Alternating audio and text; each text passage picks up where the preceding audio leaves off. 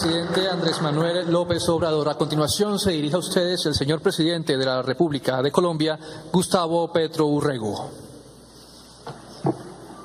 Y que el pueblo mexicano se sienta colombiano y que todos nos sentimos latinoamericanos, que es el objetivo de esta conferencia. La latinoamericanidad y el Caribe, que no es latina, y los pueblos afros, que no son latinos, y los pueblos indígenas, que tampoco son latinos.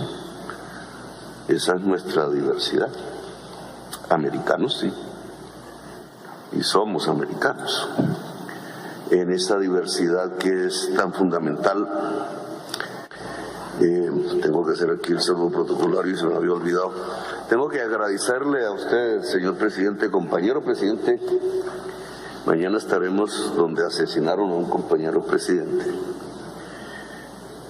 Tengo que agradecerle por la hospitalidad que México va a otorgar al quinto ciclo que se va a realizar en el mes de noviembre en el diálogo de paz entre el gobierno y el Ejército de Liberación Nacional, ELN. Esperemos, ha venido avanzando con pasos ciertos como nunca había ocurrido el proceso de paz entre el Estado, la sociedad y el ELN, y esperemos que con su hospitalidad demos aún pasos todavía mayores en un tema que tiene que ver con la paz de Colombia, que en el fondo es también la paz de América Latina y en cierta forma del mundo, porque hacemos parte de este planeta. Y tema que, si lo miro desde la perspectiva de la paz, tiene que ver con este tema que estamos aquí dialogando y discutiendo. Le agradezco al gobierno mexicano su presencia aquí, a Andrés Manuel López Obrador, a su delegación, a los ministros, ministras de Relaciones Exteriores, embajadores, jefes de misiones diplomáticas acreditadas en Colombia, observadores internacionales y delegaciones de los países que nos acompañan, el gobernador del departamento del Valle encargado, José Fernando Gil, el alcalde de Santiago de Cali, Jorge Iván Ospina, aquí presente, los medios de comunicación nacionales e internacionales. A todos los presentes, han participado 17 países a ese nivel, participantes, y hay 10 países más que han sido observadores de este evento. Este evento que el presidente Andrés Manuel López planificamos un poco, ideamos en México, cuando fui allí en la visita, tiene un propósito. Yo soy un poco más afanado en conseguir los propósitos, y estos temas tendrán mucho más largo aliento que incluso nuestra propia existencia. Pero tiene un propósito, y es que América Latina hable por sí misma y no repita los discursos oficiales del poder mundial.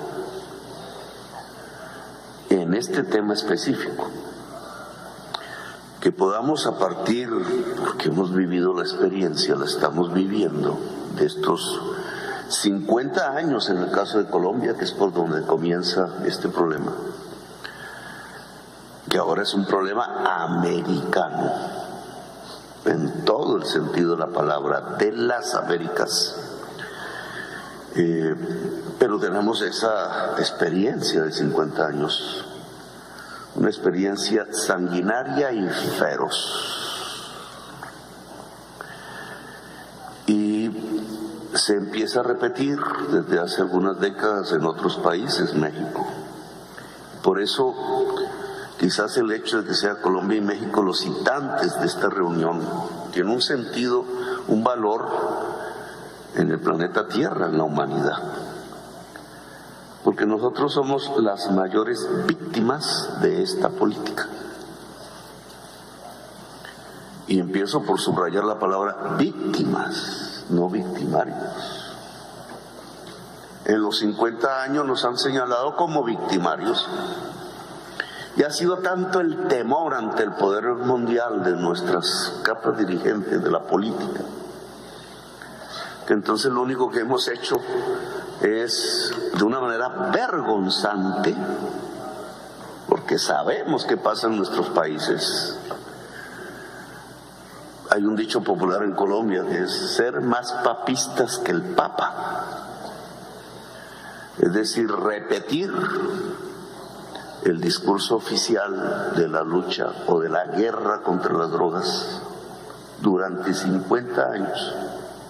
Repetirlo y repetirlo, porque creemos que si nos separamos una coma de él, que si decimos, oiga, esperen, ustedes no tienen razón, señores de la Unión Europea, o señores de Naciones Unidas, o señores del gobierno de los Estados Unidos, o señores del gobierno ruso, no tienen razón, entonces nosotros mismos no lo decimos, nos autocensuramos, porque le tenemos temor a que nos digan que es que estamos aliados con el narcotráfico.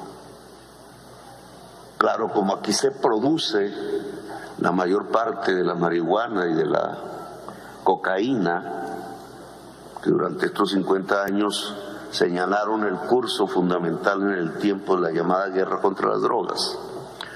Entonces nos da miedo a decir, oiga, lo que ustedes, que tienen la mayor parte de los consumidores de esas drogas en sus sociedades, nos da miedo a decirles que están equivocados.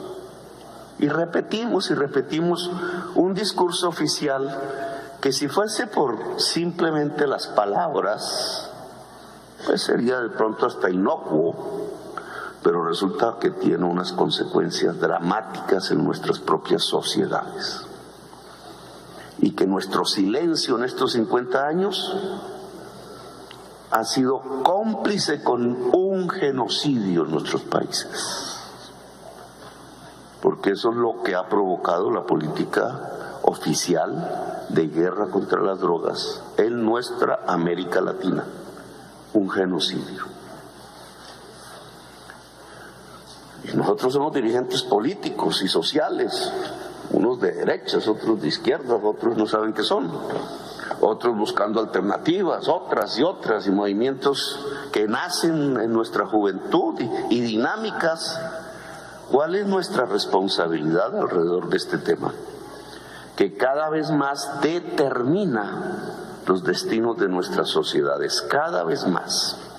Antes pensábamos que era un problema de Colombia, nosotros encerrados, inundados de nuestra propia sangre, solos. Pero hoy no es así. Hoy precisamente la dinámica de la política llamada guerra contra las drogas, hecha en Estados Unidos hace 50 años, trasladada a la Unión Europea y por ahí a las Naciones Unidas, ha hecho víctima a todas las sociedades latinoamericanas de sus consecuencias, las mismas que había en Colombia, pero trasladadas ahora a Chile, a Argentina, a Uruguay, a Paraguay, a Brasil, a México, a Centroamérica toda, a Venezuela, a las islas del Caribe. Hay un país ya destruido hoy. No fue Colombia que resistió, es Haití.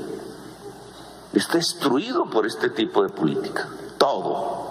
Su Estado fallido. Su sociedad inmersa en la autodestrucción.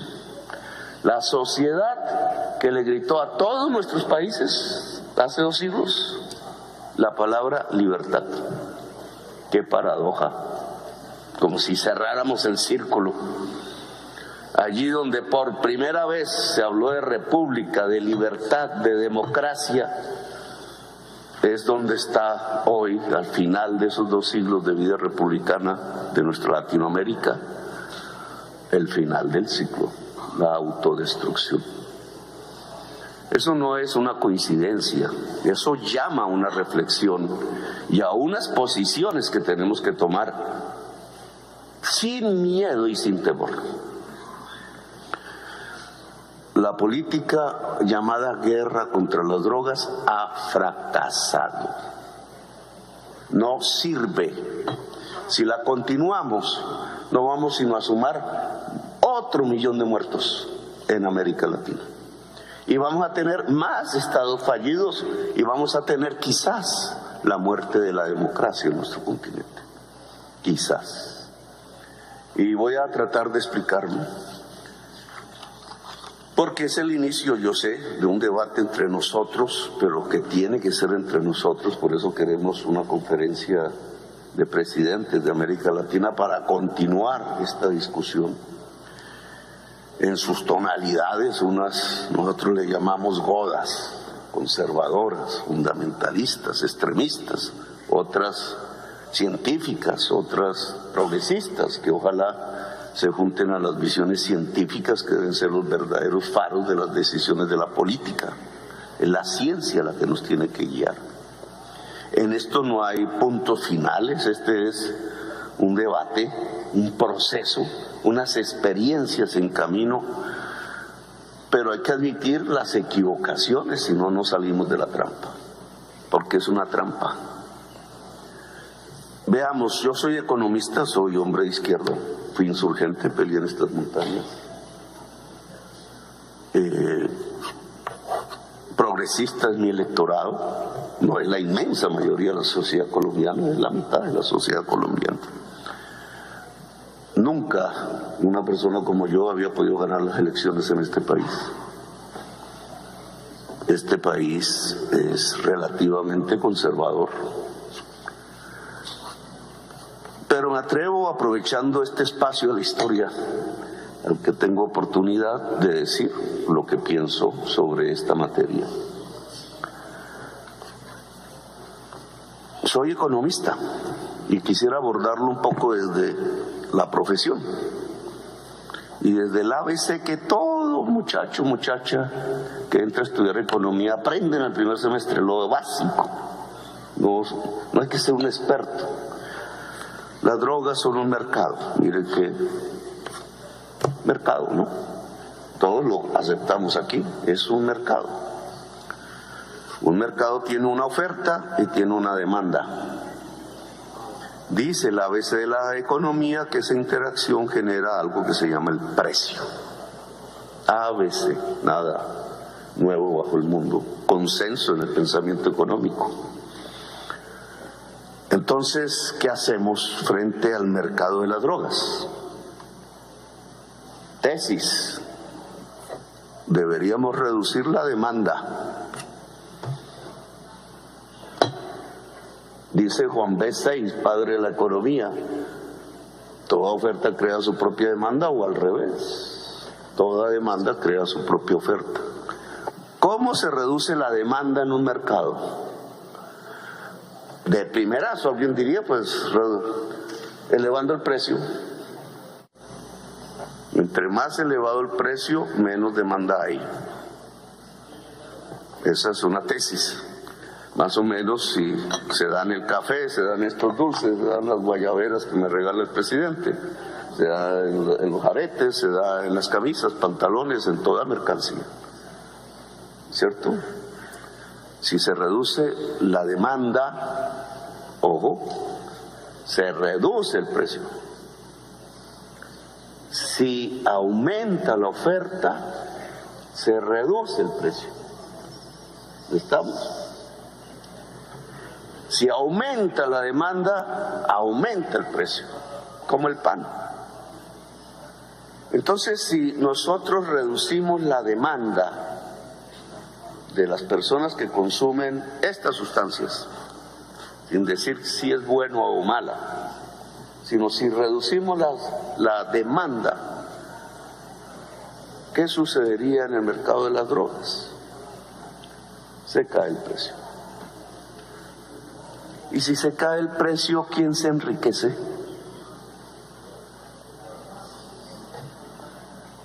Quizás nadie, incluso todos quebrarían del lado de la oferta.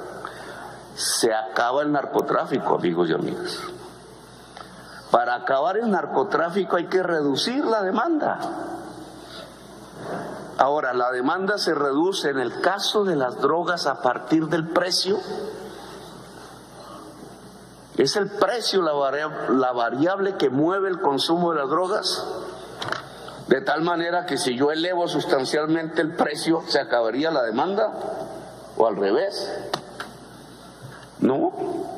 La demanda por drogas depende no del precio, depende de unos factores, y ahí el problema. Según la ciencia, de gentes que se vuelven adictas sin saber, incluso todavía no se sabe por qué una persona se vuelve adicta al alcohol y otra consumiendo el mismo alcohol no. O al café, que tiene cafeína. No. Hay adicciones que habría que desde la ciencia mitigar. Tesis discutidas en la Bogotá humana. Las adicciones crecen porque hay falta de afectos en la sociedad, es decir, de amor. ¿Cuál es el antídoto contra el consumo de drogas? El amor. Mire qué diferente el discurso oficial al que estamos pronunciando. Sociedades que se van quedando sin amor, que van rompiendo las comunidades porque hay que competir, y entonces el hombre del éxito y la mujer del éxito, y lo que ven por los comerciales. ¿Cómo es un hombre de éxito, Álvaro? Más o menos así como Álvaro. ¿Cómo es una mujer de éxito? ¿Cómo le venden a uno eso en la cabeza? En la educación que hacen los medios de comunicación y la publicidad y el mercado alrededor del éxito de una persona. Se van rompiendo las familias, va siendo la soledad. La soledad aparece como el factor de mayor producción de consumo de drogas. Las sociedades con más soledad son más consumidoras. ¿Es la mexicana la más consumidora? ¿Es la colombiana? No es irnos arriba a una calle y los muchachos y las muchachas se están mirando entre sí. Vayan a una calle en Bruselas o en Nueva York, ¿y qué encuentran? La experiencia de andar en una calle bogotana o caleña o una calle norteamericana o Norteamérica de los Estados Unidos es totalmente diferente. Y no simplemente por culturas, es porque así lo produjo un sistema económico. Antes los franceses bailaban alrededor del vino, que es una droga. Y sus fiestas eran enormes en los pueblos franceses. Hoy no hay sino soledad. El capitalismo, en su fase más tardía, llevó a las sociedades que hoy consumen drogas a la soledad, y por eso consumen drogas. La droga reemplaza la falta de afecto y la soledad. Pero esto no se puede hablar entonces. ¿Por qué? Porque la política oficial no está en este mercado en recortar la demanda. Esta es en recortar la oferta y a la fuerza. La demanda no está aquí en la política oficial. Y miren las cosas que se van produciendo en estos discursos que se vuelven como verdad cierta y que son simple hipocresía. Recortar la oferta por decreto y usar el Estado para acabar la oferta. Esa es la guerra contra las drogas. ¿Sí o no? Y no nos enseñaron los mismos Estados Unidos, la misma experiencia histórica y lo que hoy es Rusia, que el Estado no puede acabar el mercado. Si yo escucho a la derecha, no me está diciendo exactamente eso, que qué equivocación de los bolcheviques, de los socialistas, de los comunistas. Ahora dicen de los terroristas, de pretender que desde el Estado y por decreto se podía acabar el mercado, que fue lo que pretendió el socialismo soviético, ¿o no? Pues fracasó el socialismo soviético, fracasó. Ese mundo no era cierto, no se puede acabar el mercado por decreto. No se puede con el Estado acabar el mercado subsiste. Lo cual significa que el socialismo no se construye desde el Estado, pero bueno, esa es otra discusión. Si esa es la experiencia histórica que hemos vivido en el siglo XX, si la ilusión del socialismo soviético desapareció en el 89 y nos convencimos nosotros y todos que el Estado no puede acabar el mercado, ¿cómo es que aquí en esta política de guerra contra la droga nos dicen que el Estado puede acabar el mercado? ¿No es una contradicción en los términos? Oiga, si la Unión Soviética se acabó, ahora nosotros pretendemos que el Estado acabe la oferta por decreto, usando los fusiles, los militares, las naves. Nos invitan a una conferencia en la Unión Europea de ministros de defensa. ¿No debería ser más bien de ministros de salud pública, me pregunto yo? ¿O es que el fentanilo lo van a acabar con fusiles? Apenas entre el fentanilo a la Unión Europea se produce exactamente lo mismo que en los Estados Unidos. 100,000 muertos jóvenes al año, 2 veces la guerra de Vietnam. La cocaína en Estados Unidos mataba 4,000 al año. Y la marihuana, ninguno. Y ahora son 100,000. Con fusiles, con calabozos, con cárceles privadas, metiendo otros 10 millones de norteamericanos a la cárcel. ¿Así se va a acabar? Pues esta guerra, pensada así, contra toda evidencia, ha fracasado. Si yo digo esto en una prensa, un medio de comunicación, siempre alguien me va a decir, oye, ¿y qué usted está pensando? Que entonces toda la juventud se vuelva drogadicta. Usted está pensando, usted es un aliado de los narcotraficantes, ya me lo dicen. No, porque cada dólar que se invierte en recortar la demanda ayuda a la familia a que no se produzca la adicción. Cada dólar que vaya al hospital público, al médico, a la salud mental, a psicólogos, a psicólogas, a jugar en los jardines infantiles, a crear amor, ayuda a reducir la demanda por drogas. Pero cada dólar que se dedica a recortar la oferta hace crecer el precio. Y si crece el precio, los narcotraficantes tienen más dinero para comprar fusiles, para comprar vehículos blindados, para comprar misiles, para comprar políticos, para comprar senadores, para comprar generales, para comprar jueces, para comprar presidentes. Y entonces aquí está nuestra historia latinoamericana reciente. Si cogemos todos los presidentes y políticos que han sido puestos presos y condenados por sus relaciones con el narcotráfico, en todos nuestros países, encontraríamos que todos repetían el discurso oficial de la guerra contra las drogas. Más papistas que el Papa. Hipócrita.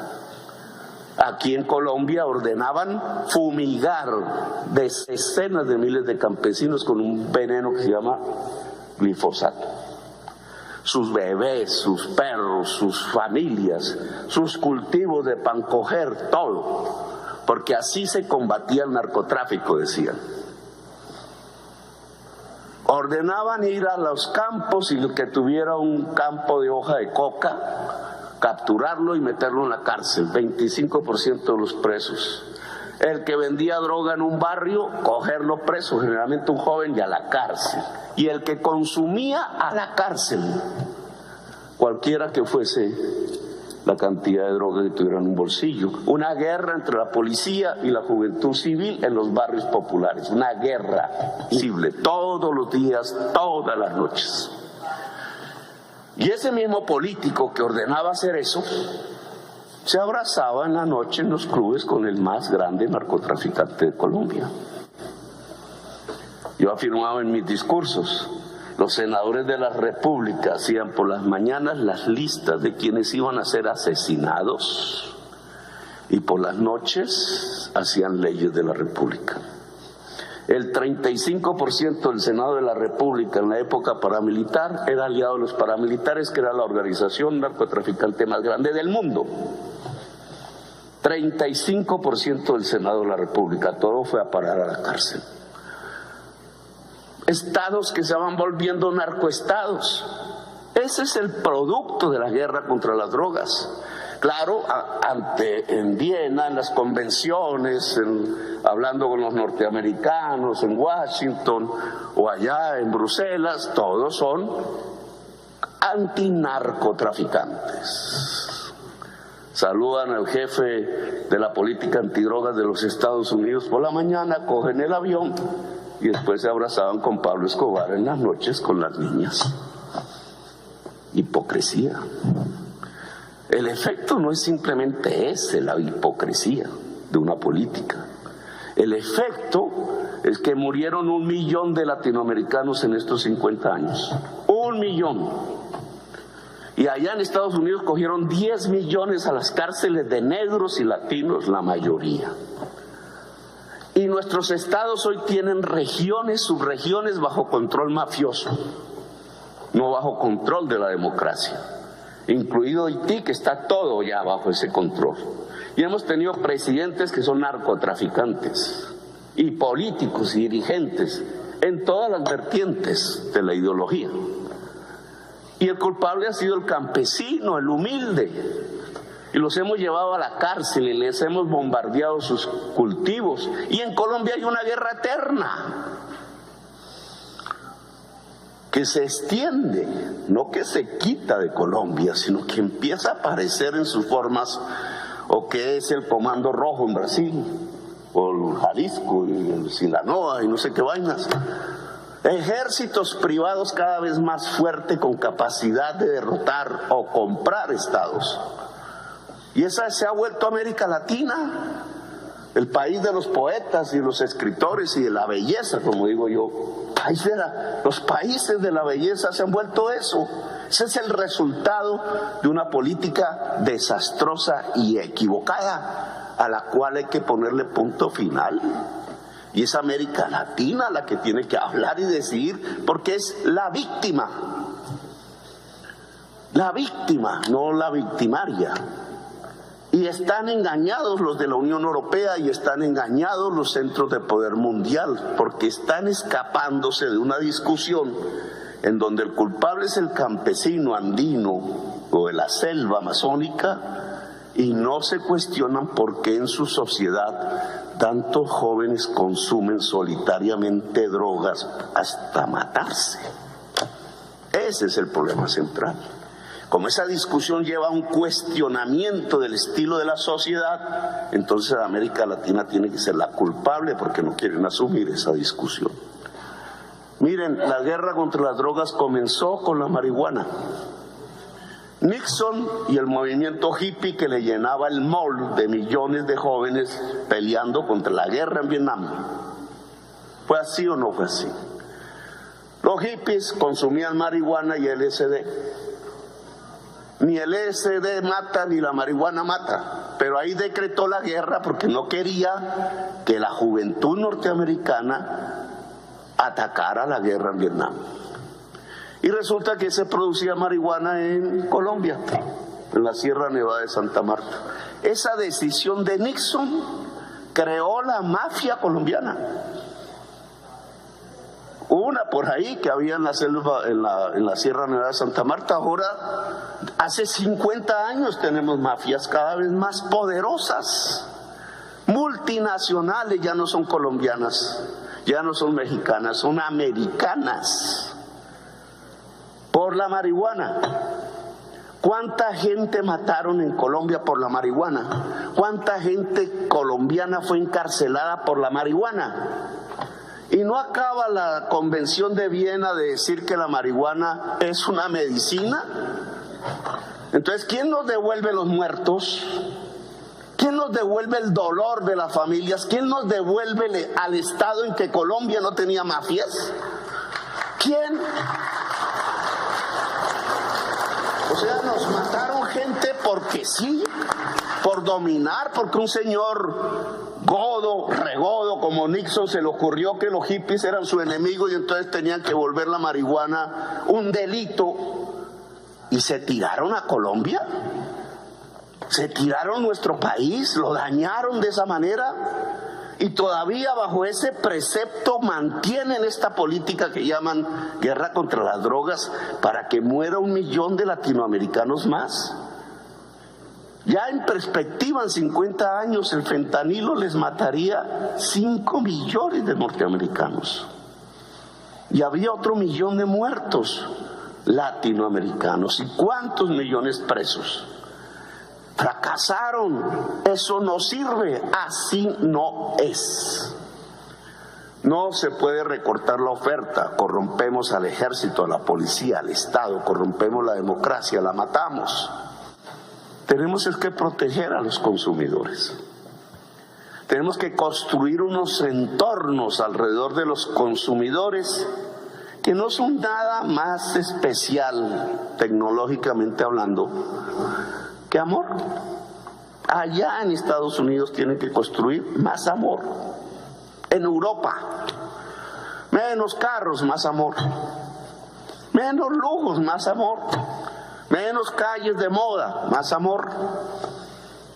Y verán cómo se reduce la demanda. Y lo mismo nosotros, los latinoamericanos. Puede haber las toneladas de fentanilo que haya, con capacidad de matar medio país. Porque solo se necesita la punta de este lápiz para echarla en este café y la persona tiene una altísima probabilidad de quedar adicta porque es 50 veces más poderosa que la heroína y mata. Le pasa a los Estados Unidos. Pueden producir toneladas así en un día y tendríamos una pandemia peor que el COVID, peor que todo. ¿Cómo nos defendemos de eso? Eso no se produce en los campos, no se produce en América Latina, no lo producen campesinos, no es una planta, es simplemente una fabriquita que combina unos químicos. ¿Cómo van a combatir eso? Eso se combate con amor, señores. Fentanilo se vuelve nada, un polvo de color por ahí, no sé qué color tendrá. Nada, no sirve, no se vuelve mercancía si no hay quien la consuma. Y para que no haya quien la consuma, la sociedad tiene que ser solidaria, calurosa, amorosa. Eso no lo produce el capitalismo, pues cámbienlo. Si quieren realmente la vida, o regulen ese capitalismo para que haya espacios de amor y solidaridad en la sociedad. Pero no nos vengan a echar aquí la culpa y a producirnos otro 1 millón de muertos y acabar con América Latina, que además ya ni producimos el tal fentanilo. Esto va a cambiar y bastante. Los laboratorios de cocaína van a estar en España y en Bruselas, allá donde está la Unión Europea, allá hay laboratorios de cocaína, junto al Parlamento Europeo, en los grandes puertos europeos. Laboratorios de cocaína, no están aquí en Cali. Se los están llevando, porque allá necesitan pureza para competir con el fentanilo. Se acabó, señores. Entonces, lo que yo le propongo, que me extiendo mucho, ese es mi problema. Adelante. Lo que yo le propongo a los expertos, las expertas que han venido aquí, delegaciones participantes de América Latina y observadores de fuera, es que reunamos los presidentes. Demos un paso más. Lo que yo propongo es tener una voz diferente y unificada que defienda nuestras sociedades, nuestro futuro y nuestra historia. Y dejar de repetir un discurso fallido que ya fracasó. Sin vergüenza. Sin vergüenza. Es lo que significa la palabra. ¿Por qué? Porque no tenemos nada que ocultar. Porque los que han cometido los errores no somos nosotros realmente. Los que hemos puesto la sangre somos nosotros. Los que hemos puesto el dolor somos nosotros. Los que nos han destruido la belleza somos nosotros. La ilusión somos nosotros.